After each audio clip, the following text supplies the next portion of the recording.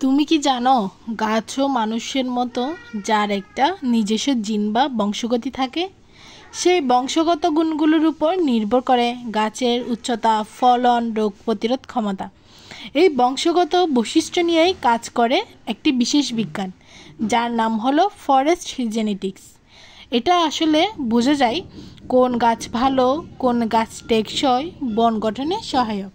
এখন আমরা জানব ফরেস্ট জেনেটিক্স আমাদেরকে কি কি শেখায়। প্রথমত শেখায় কেন গাছ দ্রুত বাড়ে, কোন গাছ বেশি কাঠ দেয়, কোন গাছ কম পানিতে বাঁচে, কোন গাছ রোগ প্রতিরোধে শক্তিশালী। তো আমরা এখন জানব সিলভিকালচারে ট্রি ইমপ্রুভমেন্ট কেন জরুরি। সিলভিকালচার মানে শুধু গাছ লাগানো নয়, বরং উন্নত উপযুক্ত জাতের গাছ লাগানো, আর সেটা সম্ভব হয় ফরেস্ট জেনেটিক্সের মাধ্যমে। তাই একটি টেকসই বন গড়তে চাইলে ফরেস্ট জেনেটিক্স জানা জরুরি। পরের ভিডিওতে থাকছে ইভলিউশন জেনেটিক্স এবং ব্রিডিং সিলেকশন। সবাই আমার চ্যানেলটা সাবস্ক্রাইব করো এবং পরের ভিডিওর জন্য ওয়েট করো।